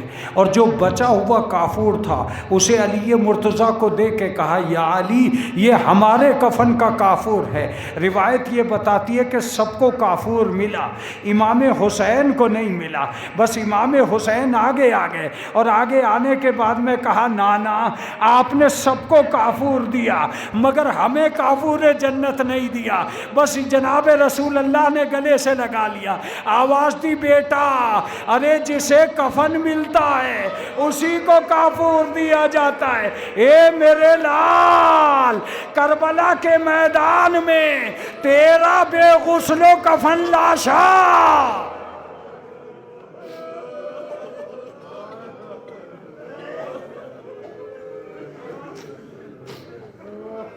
کتنا گریہ کیا ہے جناب فاطمہ، آپ سوچ نہیں سکتے.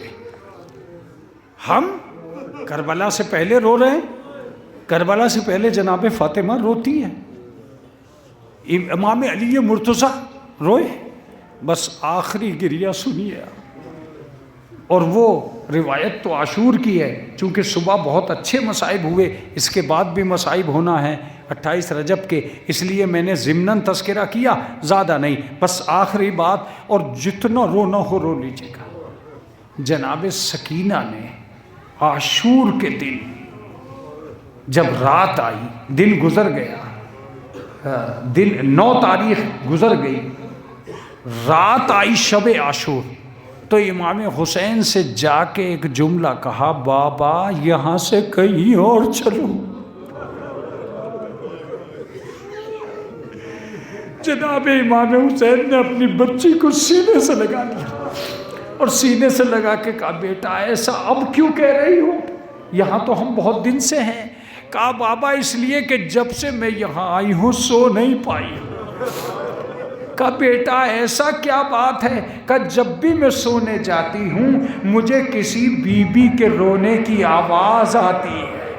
کہا بیٹا ہو سکتا ہے کوئی دکھیاری ماں ہو جو رو رہی ہو، میرے لال اسے رونے دے۔ کہا نہیں بابا مجھے اس کے رونے پہ تعجب نہیں ہے، وہ آپ کا نام لے کے روتی ہے۔ کہا کہ بیٹا ارے تو نے پہچانا وہ کون ہے؟ کہا بابا وہ کون ہے؟ کہا وہ تیری دادی فاطمہ، جب سے میں نے مدینہ چھوڑا ہے کبھی لشکر کے ادھر روتی ہے کبھی لشکر کے ادھر روتی ہے۔ ارے وہ دکھیاری ماں جس نے حسین کو چکیاں پیس کے پالا۔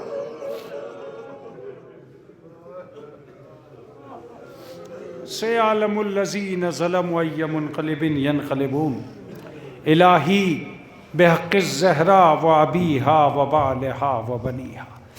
پروردگار عالم جو حاضر مجلس ہے ان کے عقدہ مشکل کو حل کر، میرے معبود ہماری اس مجلس کو قبول فرما۔ پروردگار عالم ہماری عزاداری کے اس حصے کو جس میں ان لوگوں نے تعاون کیا ہے یا کسی طرح امیدوار مغفرت ہوئے ہیں، پروردگار عالم ان مرحومین کی ارواح کی تسکین کا سبب قرار دے دینا۔ اس مجلس کو بھی اور ہماری عزاداری کے تمام تر حصے کو جو ہم سے جدا ہو چکے ہیں اور جو عزادار تھے آج ہمارے درمیان میں نہیں ہیں، ہم سب ان کی مغفرت کے امیدوار ہیں۔ امام زمانہ کے ظہور میں تعجیل فرمانا۔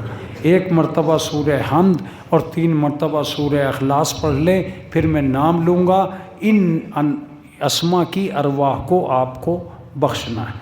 بسم اللہ الرحمن الرحیم، الحمدللہ رب العالمین، الرحمن الرحیم، مالک یوم الدین، ایاک نعبد و ایاک نستعین، اہدنا الصراط المستقیم صراط الذین انعمت علیہم غیر المغضوب علیہم ولا الضالین۔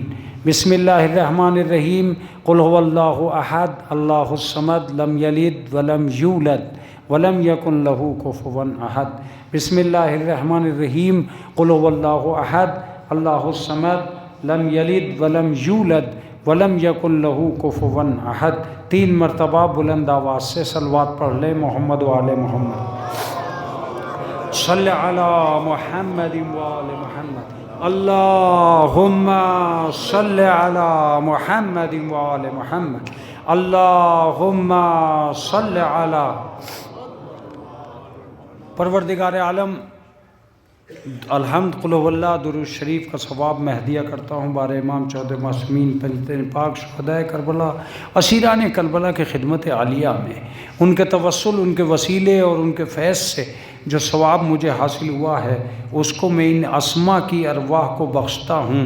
یہ اسما ہیں، اب آپ بھی لیتے رہیے گا۔ ماسٹر شکیل احمد ابن قائم علی، گلشن علی ابن فراست علی، کمال حسن ابن بند حسن، والدین ماسٹر محمد اصغر خان، والدین محمد مظاہر، والدین علی منظر خان، بلقیس فاطمہ بنت حسن عباس، والدین ماسٹر علی صاحب، والدین زین العباد خان مرحوم، والدین رضی حیدر خان مرحوم، والدان جانثار حیدر خان مرحوم، والدین نجم الحسن خان، والدین ماسٹر علمدار علی خان، ماسٹر علمدار علی خان مرحوم، انصار فاطمہ بنت محمد علی خان، والدین علی امام خاں، ابرار حسین ابن علی احمد خاں مرحوم، حیدری بیگم بنت افتخار حسین، حسن امام خاں ابن ابرار حسین، حسن بانو بنت سیٹھ واقف حسین، والدین دلشاد حسین، خدیجہ بانو بنت اسرار حسین، ریاض حسین ابن یوسف حسین، شریعت بانو بنت ممتاز حسین، انیس فاطمہ بنت ریاض حسین، والدین ریاض حسین مرحوم، شبیع الحسن ابن مرتضیٰ حسین، عزادار فاطمہ مرحومہ، والدین علی نظر خاں، والدین اختری بیگم، شمشیر حیدری ابن احسن خاں، عرفان حیدری مرحوم، شمیم بانو بنت سبط حسن خاں، علی رضا ابن سبط حسن خاں، صفدر حسین محمد تقی خاں، علیحہ بانو بی بی بنت بشارت حسین، ساجدہ بیگم بنت انور حسین، شمیم حیدر ابن انصار حسین، شاہینہ بانو بنت سبط حسن، محمد خمینی ابن علی حسین خاں، ام زہرہ بنت علی اصغر خاں، والدین ارشاد حسن خاں، افسری بانو بنت قمر حسن خاں، و حبیبہ بی بی بنت فیاض حسین۔ ربنا تقبل منا انکا انت السمیع العلیم۔ بسم اللہ الرحمن الرحیم۔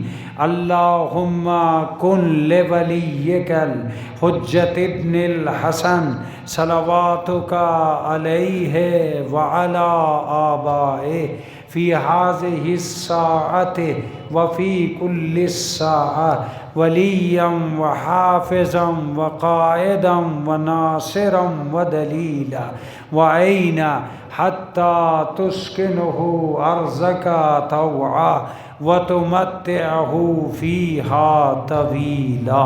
اللہم